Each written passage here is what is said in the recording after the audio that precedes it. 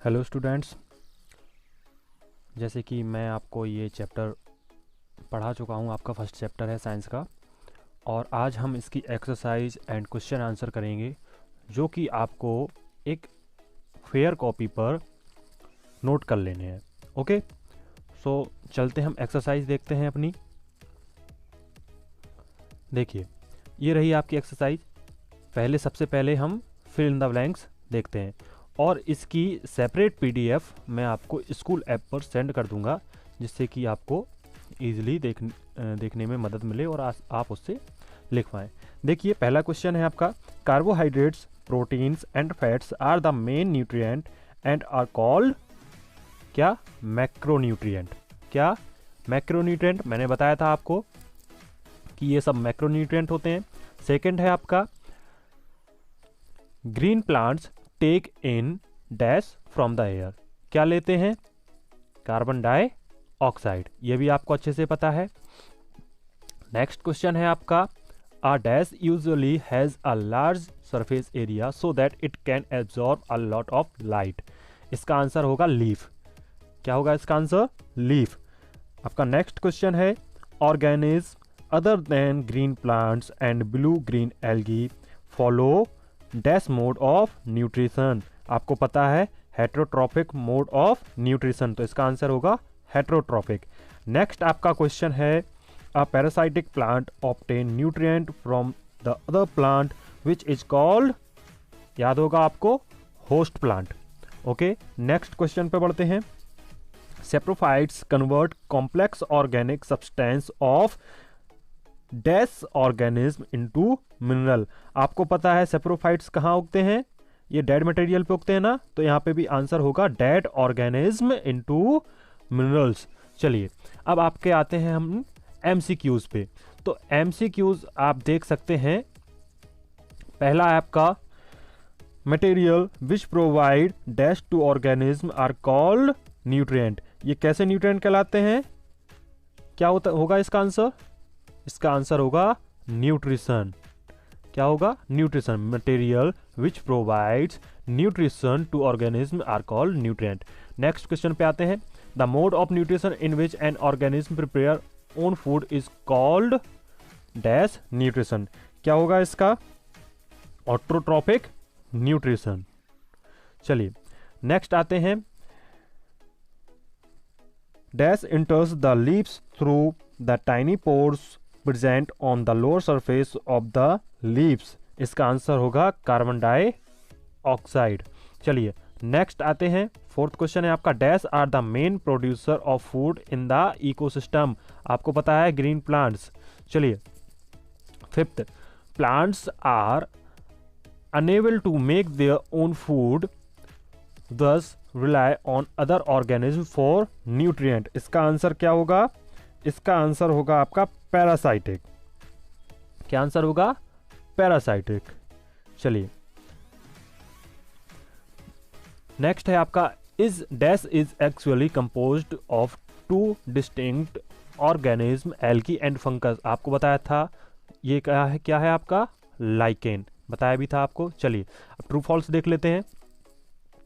True false में आपका, organism need various raw material for growth and repair. Yes, ये कैसा होगा?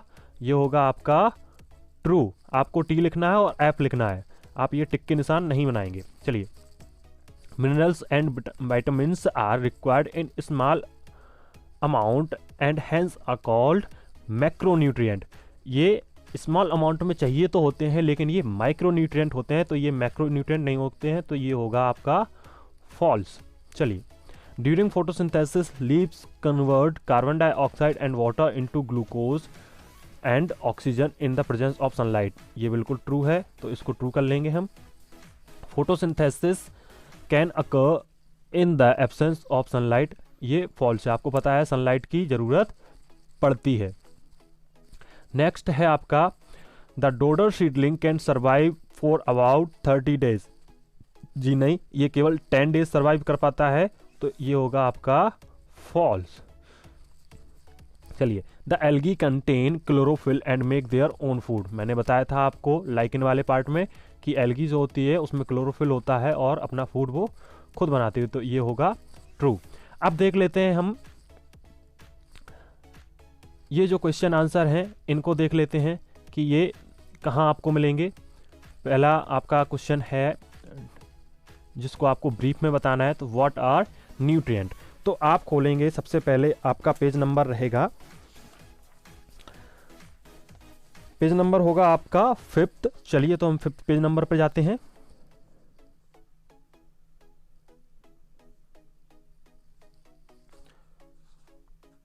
देखिए 5th पेज नंबर में आपको न्यूट्रिशन हेडिंग दिख रही होगी। ये इस हेडिंग में आपको इसका आंसर लिखना है यहां से, द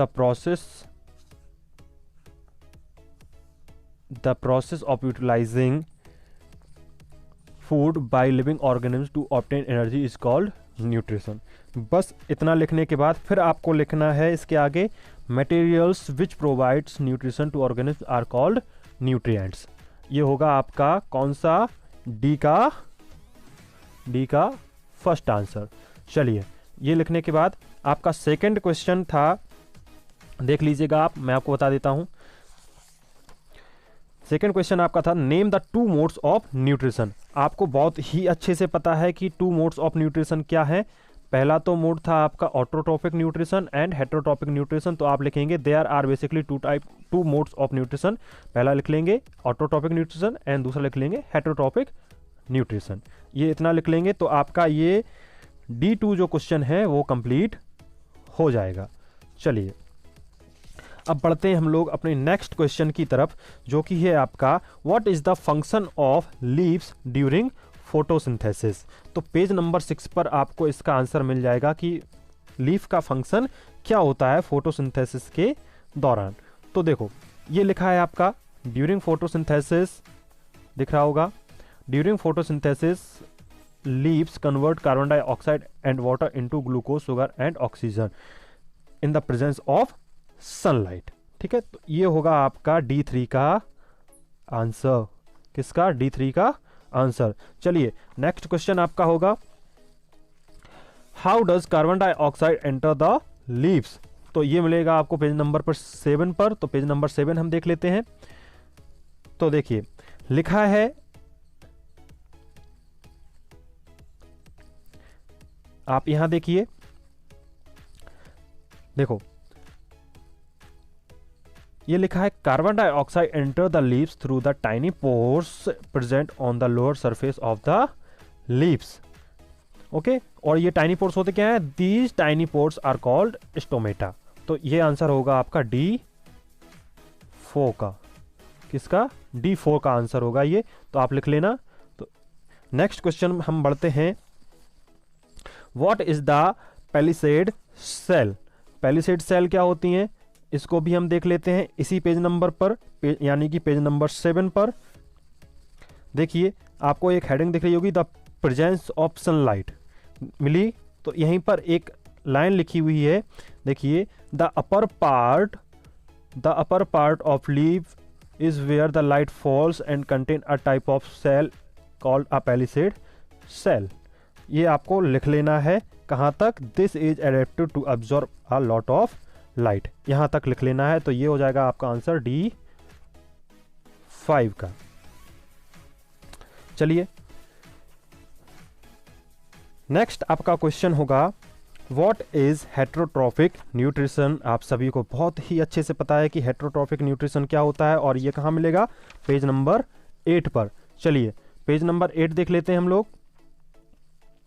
देखिए लिखा है हेटेरोट्रोपिक न्यूट्रिशन, मिला, ये देखिए सामने है आपके। तो इसमें हम लोग लिख लेंगे अपना D6 का जो आंसर होगा, हेडिंग डाल लेंगे सबसे पहले हेटेरोट्रोपिक न्यूट्रिशन, देन लिखेंगे the mode of nutrition in which an organism take food from another organism is called heterotrophic nutrition. इतना लिख लेंगे, और ये हो गया आपका D6 का आंसर। ठीक है, ये होने के बाद अब आपका आता है क्वेश्चन, अगला क्वेश्चन आता है, व्हाट आर सिम्बायोटिक प्लांट्स। तो ये मिलेगा आपको पेज नंबर 10 पर। तो पेज नंबर 10 हम देख लेते हैं। That what are symbiotic plants. चलिए, आपको हेडिंग दिख रही होगी सिम्बायोटिक प्लांट्स की। इस हेडिंग में आपको लिखना है,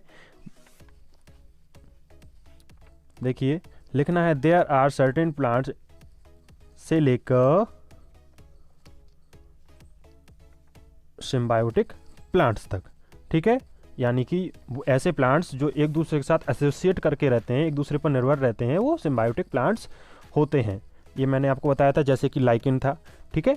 चलिए, अब इसके बाद आपके ये क्वेश्चन हो जाते हैं फिनिश, और आ जाते हैं थोड़े वो क्वेश्चन जो हमें डिटेल में बताने हैं। देखिए ये लिखे हैं सारे, ठीक है, ये आपको दिख रहे होंगे, ये 1 2 3 4 5 6, ये 6 क्वेश्चन आपको दिख रहे होंगे। चलिए आप एक एक करके इनको जान लेते हैं और इनको आपको लिखना होगा। तो पहला क्वेश्चन है आपका, what are macronutrient and micronutrient. बहुत अच्छे से पता है हमें कि जो कम मात्रा में चाहिए होते हैं वो माइक्रोन्यूट्रिएंट, और जो ज़्यादा मात्रा में चाहिए होते हैं वो मैक्रोन्यूट्रिएंट होते हैं। और ये कहाँ लिखे होंगे, पेज नंबर 5 पर, ठीक है। तो पेज नंबर 5 पर आपको दिख रही होगी ये लाइन,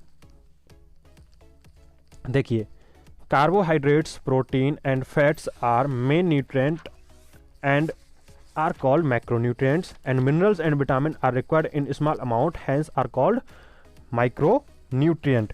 तो ये हो गया आपका E1 का आंसर। कौन सा, E1 का आंसर, ठीक है। चलिए, एंड अब आपका नेक्स्ट क्वेश्चन है यहाँ पर E2, जो कि है describe the process of photosynthesis, जो कि मिलेगी आपको पेज नंबर 6 पर। पेज नंबर 6 पर ये देखिए, ये जो लिखा है, तो आप यहाँ क्या करेंगे, ये फोटोसिंथेसिस हेडिंग डाल लेंगे सबसे पहले, क्योंकि हमें डिटेल में बताना है, और यहीं से लिखना स्टार्ट करेंगे और पूरा यहाँ तक, और ये जो रिएक्शन है ये भी लिख लेंगे, और साथ में ये डायग्राम भी आपको बनाना है, ओके। चलिए, अब आपका नेक्स्ट क्वेश्चन है, what is the significance of photosynthesis. तो ये मिलेगा आपको पेज नंबर 8 पर, what are the significance of photosynthesis. देखिए ये लिखा है सिग्निफिकेंस ऑफ फोटोसिंथेसिस, तो आपको ये हेडिंग डालनी है, सिग्निफिकेंस ऑफ फोटोसिंथेसिस, एंड 1 2 3 ये तीनों पॉइंट्स मेंशन कर देने हैं। तो ये हो जाएगा आपका आंसर E3 का। कौन सा आंसर, E3 का। चलिए, अब नेक्स्ट आपका क्वेश्चन है, what is heterotrophic nutrition, how many types of heterotrophic plants are there. आपको पता है हेटेरोट्रॉपिक न्यूट्रिशन क्या होता था, वो ऐसा न्यूट्रिशन जिसमें जो प्लांट होता था वो दूसरे पर निर्भर रहता था, वो हेटेरोट्रॉपिक न्यूट्रिशन होता था, और आपको बहुत ही अच्छे से पता था कि ये 4 प्रकार का होता है। तो देखिए ये लिखा है आपका इसी पेज नंबर पर, हेटेरोट्रॉपिक न्यूट्रिशन। चलिए,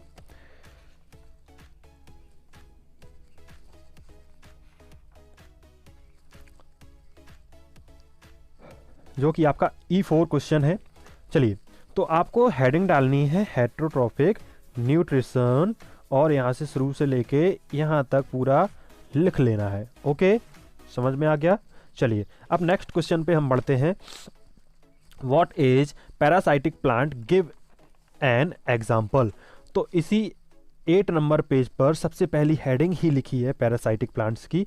तो पैरासाइटिक प्लांट्स हम लोग हेडिंग डालेंगे, ठीक है, और इसमें हम पूरा का पूरा स्टार्ट से लेकर ऑर्गेनिज्म फॉर न्यूट्रिएंट तक इतना लिख लेंगे। इतना लिखने के बाद हम चलेंगे नेक्स्ट पेज पर, और एग्जाम्पल लिखकर ये मिसल्टो एंड क्यूस्किटा लिख लेंगे। दोनों एग्जाम्पल लिख लेंगे, एक ही एग्जाम्पल बताने को बताया गया है, बट हम दोनों एग्जाम्पल लिख लेंगे। चलिए, अब आपका नेक्स्ट क्वेश्चन बनता है, what are insectivorous plant, explain in detail. इसी पेज नंबर 9 पर देखिए नीचे आपको मिल जाएगा इंसेक्टिवोरस प्लांट्स। मैंने बहुत ही अच्छे से आपको समझाया भी था कि इंसेक्टिवोरस प्लांट क्या होते हैं। वो कार्निवोरस प्लांट जो कि इंसेक्ट्स वगैरह अपने भोजन के रूप में लेते हैं, वो आपके इंसेक्टिवोरस प्लांट्स होते हैं। देखिए लिखा है, यहाँ से आपको हेडिंग डालनी है सबसे पहले कि इंसेक्टिवोरस प्लांट, देन आपको यहाँ से कार्निवोरस से ये दिख रहा होगा, carnivorous plant actually trap their prey से लेकर आपको यहाँ पर pitcher plant Venus, flytrap and Drosera तक, यहाँ तक आपको ड्रोजिया तक लिख लेना है। चलिए